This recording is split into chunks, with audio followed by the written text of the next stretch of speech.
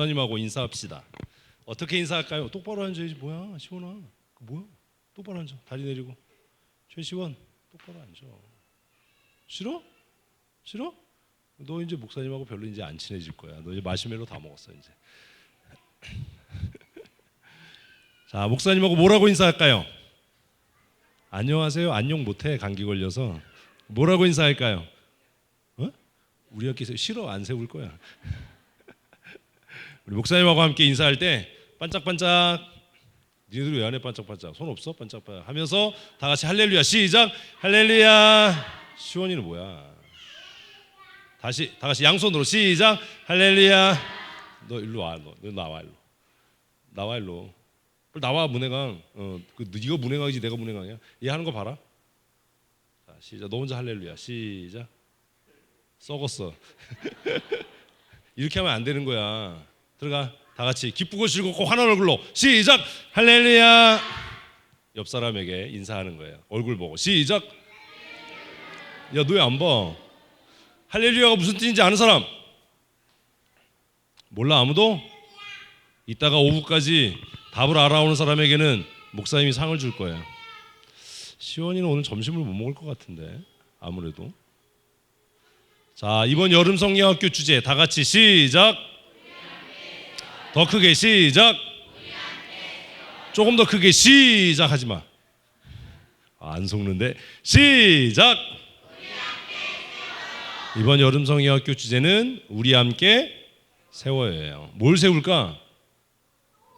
우리의 믿음, 우리의 신앙, 또 우리 교회, 우리 나라 함께 세우는 거야. 세운다는 게 무슨 의미야?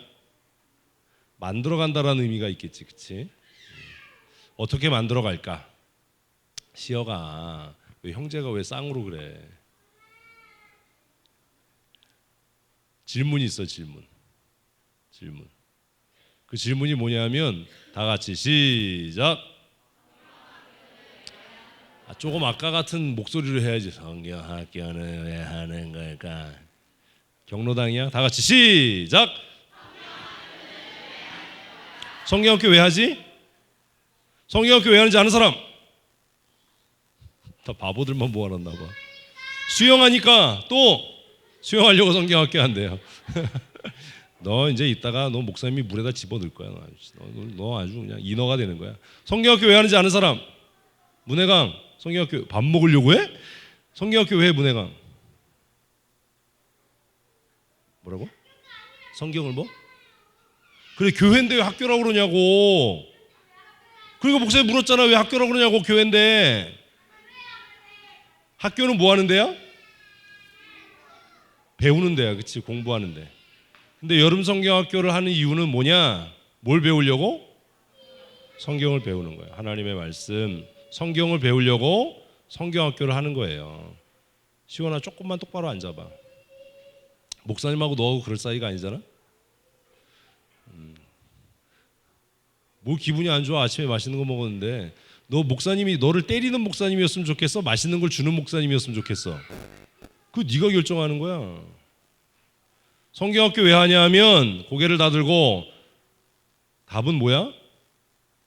성경학교는 수영하기 위해서 하는 것도 아니고 맛있는 거 먹으려고 하는 것도 아니고 지금 오전에 했던 것처럼 찬송 율동 배우려고 하는 것도 아니고 성경학교는 다 같이 시작.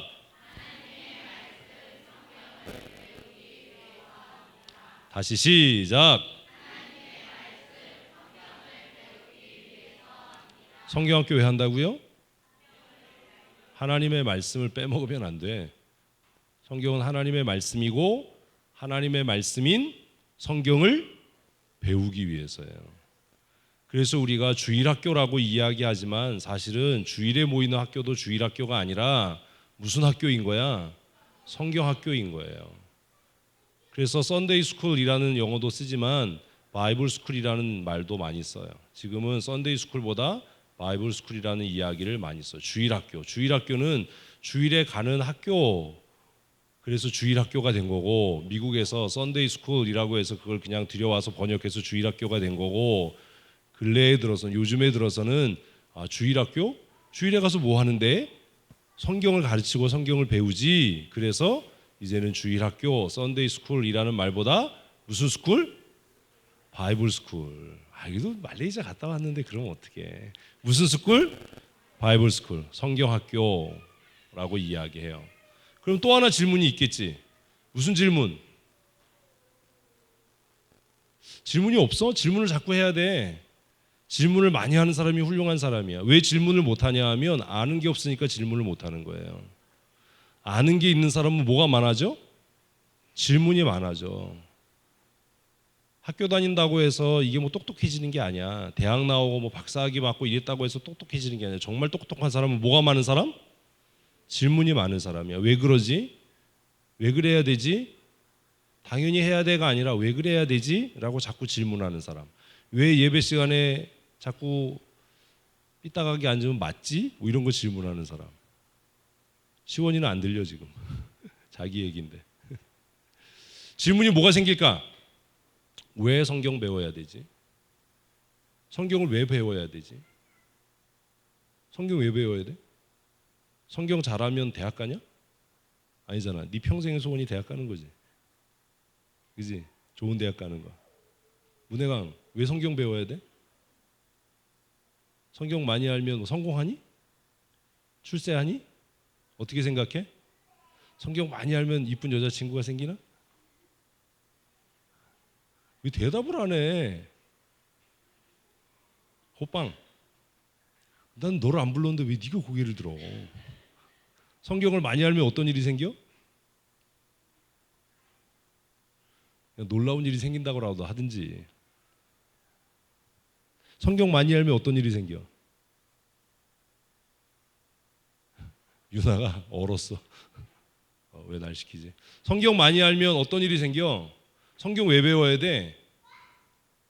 성경 퀴즈 대회 나가서 상 받으려고? 성경 암송 대회 나가서 상 받으려고? 성경 많이 한다고 자랑하려고?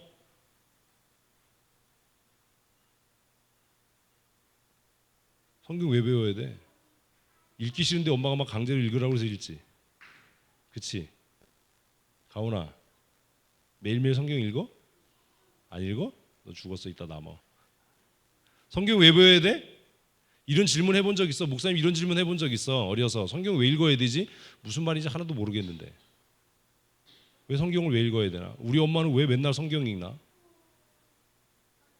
우리 엄마는 왜 매일 아침마다 성경을 읽지?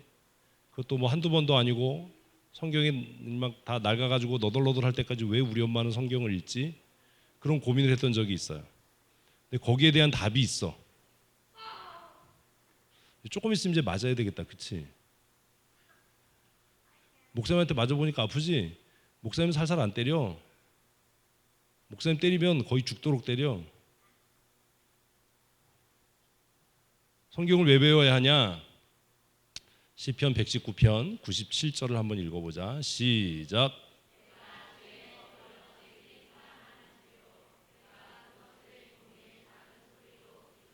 크게 시작. 내가 주의 법을 어찌 그리 사랑하는지요. 내가 그것을 종일 작은 소리로 읊조리나이다. 읊조리나이다가 발음이 안 돼? 다시 시작. 읊조리나이다. 야, 한국 사람이 한국말 발음이 안 되니 큰일이다. 다 같이 시작. 읊조린다는 게 뭐야? 중얼중얼 한다는 거야. 중얼중얼. 전 세계에서 인구가 작은 나라들이 몇 나라가 있는데 그 중에 하나가 이스라엘이에요. 이스라엘 사람들의 인구는 대략 전 세계 인구의 0.3% 정도도 잘 안 될 거야. 그런데 전 세계 인구의 0.3%밖에 안 되는 이스라엘 사람들이 노벨상을 제일 많이 받았어. 그리고 미국의 돈 많은 사람 최고 갑부부터 시작해서 쫙 그 사람들이 다 유대인들이에요. 이스라엘 사람들이. 전 세계에서 현금 동원력이 가장 뛰어난 사람들, 돈이 제일 많은 사람들이 유대인들이야. 근데 어떻게 그렇게 됐을까? 지금도 유대인들의 아주 독특한 교육 방법이 있어요. 그래서 전 세계 교육학자들이 그걸 연구하고 있어. 교육 심리학, 교육학. 유대인들을 살펴보니까 유대인들은 일반 사립학교나 공립학교에 보내지 않고 유대인들만 가는 학교가 따로 있어, 미국에. 그래서 이 아이들을 도대체 어떻게 기르길래 이 아이들이 이렇게 인구가 얼마 안 되는데 노벨상을 다 휩쓸고 전 세계 경제권을 쥐고 있을까? 전 세계 정치적인 영향력을 가장 많이 미치는 사람들이 어떻게 유대인일까를 연구해 보니까 어려서부터 유대인들이 아이들을 가르치는 방법 중에 아주 독특한 방법이 뭐냐 하면 글을 배우기 전에 말을 배울 때 먼저 성경을 외우게 하는 거예요. 무슨 뜻인지 알까 모를까? 모르지만 외우게 하는 거예요. 그리고 미국의 뉴욕에 사는 유대인들의 가정을 이렇게 방문해 보니까 거의 100%의 가정에 텔레비전이 없어요. 유대인들의 아이들은 스마트폰을 쓰지 않아요. 어려서부터 성경을 외우고 그리고 여기 있는 청소년기쯤 되면 그 성경을 가지고 아버지하고 토론을 해. 왜 그렇게 말씀하셨어요? 그 뜻이 뭐예요? 왜 그렇게 살아야 돼요? 그리고 그게 현실적으로 어떻게 가능하죠? 어떻게 적용이 되죠? 라는 것을 토론을 해. 집에서도 하지만 매주 금요일이 되면 유대인들이 모이는 그 공동체 안에 도서관에 모여서 모든 아버지와 아들이 모여서 거기에서 토라, 우리가 말하는 구약의 창세기, 출애굽기, 레위기, 민수기, 신명기의 말씀을 가지고 토론을 해요. 그 아이들이 조금 더 크면 이제는 부모님을 떠나서 곧또래 아이들끼리 모여서 성경의 말씀과 현실의 문제라고 하는 것을 가지고 또 뭘 해? 토론을 해. 그래서 일반 사람들이 가는 도서관처럼 유대인들이 가는 도서관은 조용하지 않아요. 굉장히 시끄러워. 막 맹렬하게 비난도 하고 비판도 하고 방어도 하고 그러면서 성경이 그냥 머릿속에 있는 책 속에 있는 개념이 아니라 현실 속으로 나오게 되는 거지. 근데 그게 가능한 이유는 어려서 성경을 외웠기 때문에 누군가가 질문하면 성경에 있는 내용으로 뭐 할 수 있는 거야? 답할 수 있는 거예요. 그리고 내가 알고 있는 성경의 또 다른 지식으로 그것에 대해서 반론을 제기할 수 있고 자기의 주장을 방어할 수 있을 정도가 되는 거예요. 그렇게 토론을 하고 성경을 현실에 적용하는 훈련을 했던 유대인들이 어른이 되면 각 분야에서 가장 두각을 나타내는 최고의 지도자가 되는 거예요. 전 세계 유명한 정치인들, 돈 많은 재벌들, 그리고 노벨상을 수없이 수상한 많은 수상자들의 공통점이 거기에 있었어요. 우리는 그렇게 생각 안 해. 성경은 학교 공부와 별개다라고 생각해요. 성경 알아봐야 그냥 교회에서나 인정받지 그게 무슨 우리 아이들이 좋은 대학 가는데 평생 살아가는데 무슨 도움이 될까? 라는 생각을 하는데 유대인들을 통해서 그것이 현실적으로 그렇지 않다라고 하는 것들이 증명되고 있어요. 우리 친구들은 질문해도 답 잘 안 하잖아. 그리고 그냥 질문하면 어른들도 그렇고 너희들도 그렇고 고개 팍 숙이고 있고 생각도 하기 싫어하잖아. 그냥 밥 벌어 먹고 사는 데는 지장이 없을지 모르지만 다른 사람에게 영향력을 끼칠 수 있는 탁월한 사람은 되지 못할 거예요. 시편 119편 97절에서 시인은 뭐라고 이야기하냐면 내가 주의 법을 너무 사랑한다는 거예요. 근데 주의 법을 어떻게 사랑했냐 하면 어려서부터 매 맞으면서 외웠기 때문이야. 그래서 남자아이들, 특별히 유대인 남자아이들은 글을 떼기 시작할 무렵부터 성경을 외워요. 그리고 그 아이들이 13살, 14살, 우리로 하면 입교하는 나이쯤 되면 랍비 앞에서 자기가 외운 성경들을 쫙 암송을 해. 그리고 랍비가 질문을 해. 그 질문에 답을 하면 어른이 되는 거예요. 그게 유대인의 성인식이에요. 그래서 부모님들은 아이를 낳으면 그 성인식 잔치를 위해서 적금을 들어요. 그래서 좀 돈이 있는 집은 미국에 살아도 이스라엘 예루살렘으로 가서 예루살렘의 정통 랍비 앞에서 그 아이의 믿음, 우리는 뭐 하겠습니까? 예, 이렇게 답하고 끝나지만 성경을 암송하는 랍비가 신명기 6장을 외워봐라 라고 하면 신명기 6장을 쫙, 그래 여호수아 1장을 외워봐라 여호수아 1장을 쫙, 그리고 질문하는 것들에 답을 하면 네가 이제 유대 공동체 안의 일원이 됐다라고 인정하고 성인식을 해요.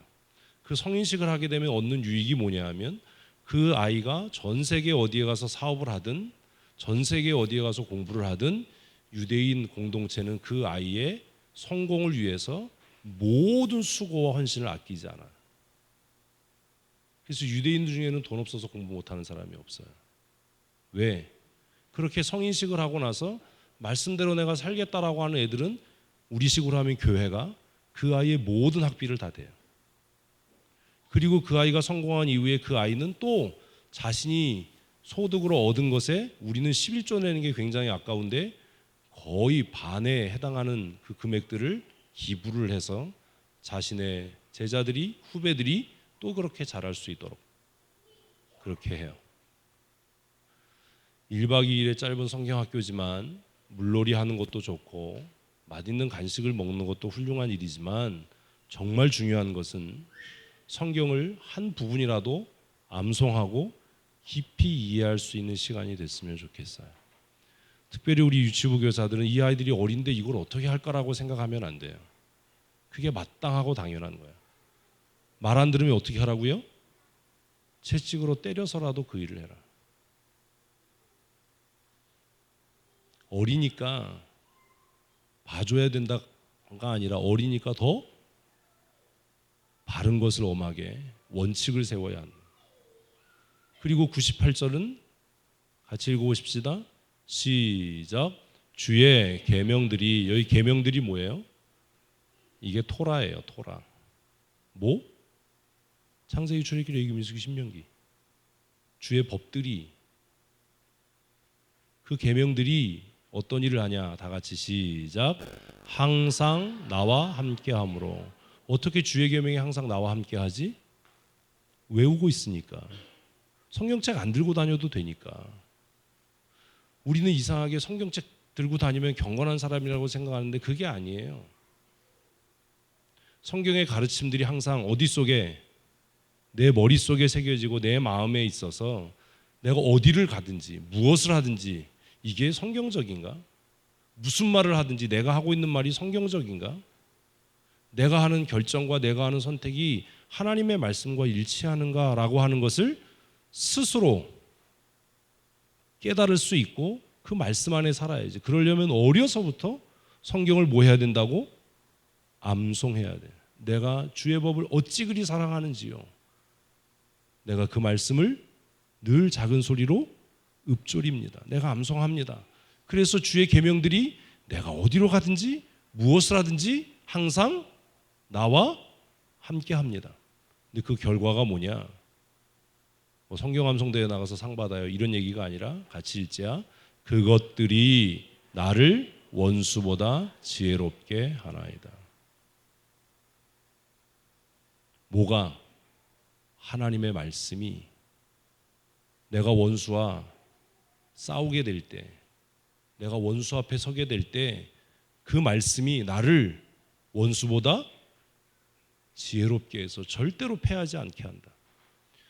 우리는 어떤 상황에 맞닥뜨리면 너무 당황해서 어떻게 해야 될지 모르다가 말도 못하고 제대로 대꾸도 못하다가 어떤 때는 막 나오는 대로 막 얘기해놓고 뒤돌아서서 그때 왜 그 얘기 못했지? 그때 내가 왜 그렇게 얘기했지? 그때 내가 크게 실수했네? 라고 자꾸 후회하는 일을 만드는데 그 이유가 뭐냐 하면 시편 119편 98절에 의하면 뭐가?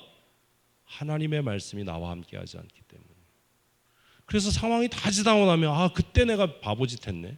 그때 내가 똑똑하지 못했네. 그때 내가 현명하지 못했네. 내가 왜 그때 그렇게 대답했을까? 내가 왜 그때 그렇게 선택했을까? 내가 왜 그때 그렇게 행동했을까라는 후회만 하다가 죽는 거예요. 그런데 시편의 기자는 뭐라고 이야기하냐면 하나님의 말씀이 항상 나와 함께 해서 내가 원수와 싸울 때, 내가 원수 앞에 설 때 그 말씀이 나를 그 원수보다 지혜롭게 한다. 속된 말로 하면 말빨이 세지게 하는 거지. 논리적으로, 이성적으로, 합리적으로 내가 추구하고 내가 생각하는 것을 남에게 납득시키고 설명할 수 있는, 변명하고 핑계하는 인생이 아니라 누군가에게 강력하게 영향력을 끼칠 수 있는, 우리가 이제 이틀 동안 배우게 될 느헤미야처럼 나를 대적하는 사람, 나를 모함하고 올무를 놓아서 망하게 하려고 하는 사람의 계궤를 간파할 수 있는, 이건 어른이 된다고 되는 게 아니에요. 나이 많아도 얼마나 미련하게 사는 사람들이 많은지 몰라. 어떻게 저렇게 미련할까? 아니 많이 배웠대는데 어떻게 저렇게 미련할까? 어떻게 결정하는 것마다, 말하는 것마다 어떻게 저렇게 미련할 수 있을까? 이유가 뭐야? 하나님의 말씀에서 떠나 있기 때문에. 유대인들은 이 말씀을 그대로 믿어서 아이가 태어나면 어려서부터 말씀을 강제적으로 외우게 하고 그 말씀을 토론하게 하고 그 말씀을 삶에 적용하게 하고 실천하게 해서 그 아이가 세상을 변화시키는 지도자가 되게 하는 거예요. 목사님이 어제, 목사님이 이렇게 뭘 하면 예화거리가 생겨. 텔레비전을 봤어요. 목사님 텔레비전 잘 안 보거든. 목사님 텔레비전 보면 뭐 영화를 보든지 이런데 어제 그 악플 무슨 프로그램 제목을 모르는데 거기 BY가 나왔어요. BY 알지? 모르는 척 하지 말고 래퍼라며. 그 친구가 예수 믿는다며. 그 친구가 나와서 이렇게 신동엽 씨하고 대담하는 이제 그런 프로였는데 하여튼 그걸 보면서 그 친구 랩을 나와서 했는데 랩이 거의 성경이더만. 그래서 뭐 누가 뭐 요즘에 마약 사건이 많으니까 BY가 뭐 마약했대더라 하니까 누가 그런 그 리플을 달았더래. 답글을 뭐라 그러냐면 BY가 하는 약은 신약과 구약이다. 그래서 저 친구 참 재밌는 친구네. 자신에 대해서 굉장히 솔직하더라고요. 그 친구가 하는 얘기 중에 그 얘기가 있어서 목사님이 했던 얘기하고 똑같은 얘기를 하더라고. 세상에 흐름을 따라 살아가는 사람도 있지만 그 세상의 흐름에 뒤처지지 않으려고 무진장 애쓰고 그래서 뭐 그런 자세한 얘기는 안 했지만 정말 초라하고 불쌍하게 사는 사람도 있지만 세상에 판을 뒤집는 사람도 있다. 그런 사람을 영어로는 게임 체인저라고 이야기를 해요. 얼마 전에 목사님이 얘기했던 판을 없는 사람. 난 이 룰대로 안 살 거야. 나는 이 판의 규칙대로 안 살 거야 라고 판을 엎어버리는 사람. 자기는 그런 사람이고 싶다는 거예요. 그래서 일반적으로 랩하면 조금 폭력적이고 저항적이고 좀 세고, 근데 자기는 이 랩을 통해서 내가 믿는 하나님, 내 믿음, 내 신념, 이것을 전하고 싶다는 거예요. 그래서 랩을 하나 했는데 들어보니까 되게 웃기더라고. 랩이 성경도 아닌 것 같기도 하면서 성경 내용인 것 같기도 하고 창세기부터 뭐 그냥 참 재밌는 친구다라는 생각을 했어요. 근데 그 친구의 랩은 자기가 알고 있는 하나님의 말씀이 자신의 재능을 통해서 대중들에게 이렇게 영향력을 미치는 거지. 그래서 악플 중에 뭐 왜 신앙팔이 하냐 이런 것도 있다라는 이야기를 들으면서 목사님이 어제 그걸 보면서 그래도 저 친구는 그래도 난 친구네. 어제 알았는데 쇼미더머니 시즌 5에 나와서 우승을 했다고 그러더라고. 9천 명이 나왔는데 1등을 해서 그 한 해 동안 한 3달, 4달인가 나머지 기간 동안 번 돈이 10억을 벌었대요. 그래서 그런 것들을 보면서 참 특이하게 사는 친구다. 근데 그 친구가 연예계 입문해서 그렇게 살 수 있었던 이유, 그 친구가 바른 신앙인지 어떤지는 잘 모르지만 어쨌든 그 짧은 프로그램 운동하면서 그 프로그램을 보면서 느꼈던 게 뭐냐 하면 어쨌든 그 친구 마음에는 뭐가 하나님의 말씀이 담겨져 있구나. 자기가 예수 믿는다는 것, 하나님의 사람이라는 것을 부끄러워하지 않고 공공연하게 이야기하고 자랑할 수 있는. 왜 우리가 성경을 배워야 하냐? 그게 내가 예수 믿고 교회 다녀서 좋은 신앙의 사람이야 라고 평가되기 위한 것이 아니라 내가 일생을 살아가면서 수없이 많은 원수들을 만나게 될 텐데, 수없이 많은 유혹과 문제 앞에 서게 될 텐데, 그때에 그 말씀이 나를 무엇보다 원수보다 지혜롭게 할 것이기 때문이다. 1박 2일이지만 성경 열심히 듣고 열심히 배웠으면 좋겠어요. 자, 99절 말씀을 읽어보십시다. 시작. 내가 주의 증거들을 늘 읊조리므로. 왜 99절에서는 주의 증거라는 단어를 썼을까? 97절에서는 뭐라고 이야기했지? 이놈의 새끼들 성경책도 안 가져와가지고 펴보지도 않고. 뒤로 그럼 넘겨주는 또 아량이 있어야 되겠지, 그지?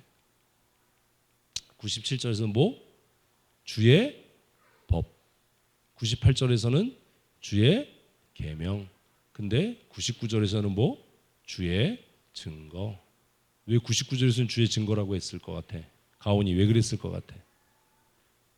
유대인들은 이런 걸 가지고 초등학교 때 토론을 하는 거야. 야, 내가 시편 119편 읽었는데 97절에서는 주의 법이라고 얘기하더라. 98절에서는 뭐라고? 주의 계명이라고 얘기하더라. 그런데 왜 99절에 와서는 주의 증거라고 이야기했냐? 이런 거를 서로 토론하는 거야. 왜 그랬을 것 같아? 왜 주의 증거라고 얘기했을 것 같아? 증거는 뭐야? 어떤 사건이 실제로 일어났다라고 하는 물증이지. 그치? 목사님이 이렇게 얘기하는 거야. 야, 이제 조금 있다가 피아노 위에 사과가 생길 거야 라고 이야기했어. 사과가 생기겠어 안 생기겠어?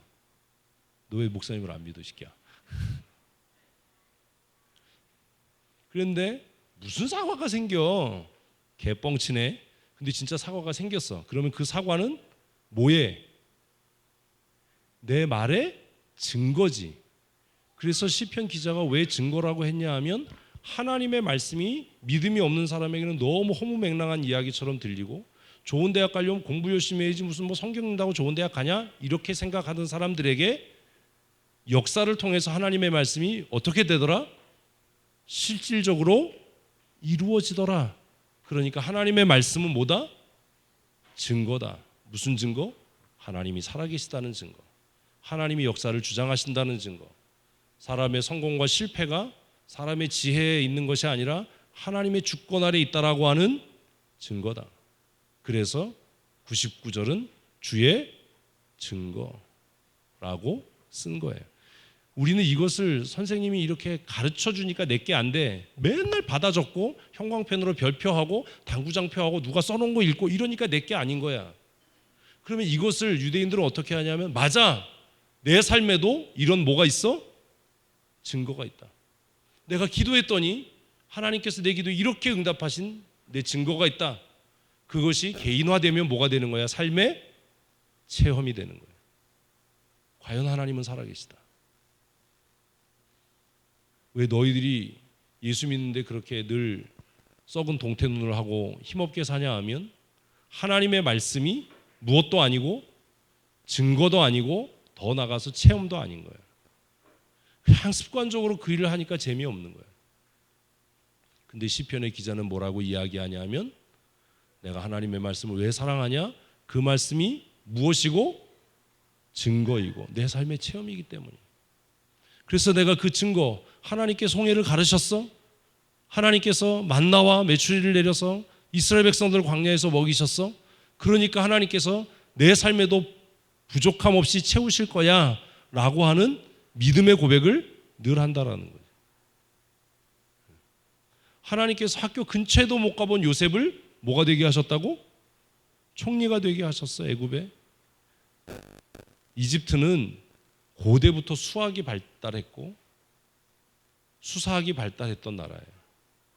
그런데 학교 근처에도 못 가보고 그냥 평생 종살이 하다가 지하 감옥에서 썩던 요셉이 그 수없이 많은 학자들 사이에서 총리로 그 일을 할 수 있었다는 것은 기적 같은 일이고, 어쩌다가 총리로 임명받을 수 있을지는 모르지만 그가 그 일을 계속 수십 년 동안 수행할 수 있었던 것은 그 애굽의 모든 박사들보다 그의 지혜가 훨씬 뛰어났기 때문이에요. 그럼 그 지혜가 어디서 났냐? 성경은 뭐라고 이야기하냐 하면, 하나님께서 지혜의 근본이고 명철함의 근본이다. 여호와를 경외하는 것이 지식의 근본이다. 미련한 자는 그것을 멸시한다. 그래서 가끔 그런 미련한 어른들이 있는 거야. 야, 시험 기간인데 가서 공부해야지. 얼마나 미련해. 얼마나 바보 같은 소리를 하는 거야. 시험 기간이냐 아니냐 이게 중요한 게 아니고 내가 하나님의 말씀을 듣고 배울 수 있는 것이 은혜여야 하는 거예요. 그래서 99절에서 내가 주의 증거들을 늘 읊조립니다. 그 결과가 뭐냐? 다 같이 시작. 나의 명철함이 나의 모든 스승보다 나으며, 나의 명철함이 어떻다고? 모든 스승보다 나아요. 목사님이 이 말씀을 믿고, 그리고 목사님이 이 말씀이 내 삶으로 체험되고 있어요. 목사님은 돈이 없어서 공부를 많이 못했어요. 신학교를 졸업하고 대학원을 졸업하고 나서 유학이 가고 싶었어요. 그런데 돈이 없었어. 이미 결혼을 했고 아이가 있고 내가 유학 간다고 하면 뭐 해결이 안 되는. 그래서 친구가 야, 유학을 가자. 공부를 좀 더 하자라고 했지만 갈 수가 없었어요. 근데 시간이 지나고 나서 감사한 게 뭐냐 하면 내가 수천만 원, 수억을 쓰면서 유학하지 않았지만 내가 하나님의 말씀을 읽을 때 하나님께서 나에게 지혜를 주셔서 정말 많은 돈 쓰고 유학하고 돌아온 사람들하고 이야기해도 내가 알고 있는 성경의 지식이 부족함이 없더라. 목사님이 얼떨결에 박사과정을 하게 됐는데 그것도 내 스승이신 선생님의 강권적인 강요로 하게 됐는데 한국에서는 별로 강의가 들을만 하지 않아서 수업에 잘 안 갔어요. 교회도 바쁘고. 근데 마지막 한 학기는 미국에 가서 뭐 그 모듈 수업을 이제 그 이렇게 집중 강의를 들어야 된다라고 해서 갔어요. 네, 미국의 정말 유수한 신학교의 총장들이 와서 강의를 해줬어요. 너무 고마웠던 게 뭐냐 하면 그 시간을 통해서 뭘 배워서가 아니라 너무 고마웠던 것이 내가 이제까지 생각하고 내가 이제까지 하고 있던 게 틀리지 않았다라는 확인할 수 있는 시간이었어요. 그때 목사님도 갔고 목사님 사모님도 같이 가서 강의를 같이 들었어요. 옆에서 저거 당신이 했던 건데 저 지금 그 교수님이 하시는 말씀이 지금 당신이 하고 있는 건데. 그래서 그 시간이 너무 즐겁고 행복했어요. 아, 하나님께서 나를 이렇게 위로하시는구나. 그래서 그냥 논문 내고 뭐 그냥 명목상 목회학 박사 뭐 이렇게 받았지만 목회학 박사는 아닌 것 같아. 교회를 다 말아먹는 거 보면. 시편 99편은 뭐라고 얘기를 해? 내가 하나님의 말씀을 사랑해서 그 말씀을 늘 읽으니까 하나님께서 나에게 지혜를 주시는데 그 지혜가 어떻다고? 모든 스승의 지혜보다 더 낫다. 너희들은 잘 모르겠지만 뭐 기독교계 안에서는 이름을 대면 알만한 그런 교수님들이 오셔서 아침부터 저녁까지 모듈로 수업을 해주셨는데 그 수업의 내용이 다 내가 알고 있는 거예요. 새로운 게 없었어요. 다 내가 생각하고 있던 것들이고 그리고 그분들이 시간이 없어서 다 말씀을 못 드립니다라고 했던 그 결과까지도 나는 이해하고 있던 거고 알 수 있는 것이어서 그 2주간이 너무 고맙고 감사했어요. 하나님의 말씀을 왜 배워야 되느냐? 종교 생활하기 위해서가 아니라 살아가는 삶에 있어서 실질적으로 그 말씀이 내 스승보다 나를 더 명철하게 할 뿐만 아니라 이 100절 말씀이 목사님은 개인적으로 너무 좋아요. 같이 읽습니다. 시작. 주의 법도를 지킴으로 나의 명철함이 노인보다 나으니이다. 인생은 한 번밖에 못 살아요. 살아보니까 젊었을 때는 힘은 있는데 뭐가 없어? 지혜가 없어서 실패를 해요. 나이 드니까 모든 사람이 그런 건 아니지만 경험이 쌓이고 지혜가 쌓이는데 이제 뭐가 없는 거야? 그것을 현실화할 수 있는 힘이 없는 거야. 그래서 인생은 서글퍼. 근데 더 서글픈 게 뭔지 알아? 노인이 됐는데도 힘도 없고 지혜도 없는 거야. 뭘 해야 될지 모르고 사는 거야. 그냥 시간을 소비해 버리는 거야. 그 정말 아까운 시간들을 별 의미 없는 것들을 위해서 그렇게 그냥 허비해 버리는 거야. 인생이 너무 서글프잖아.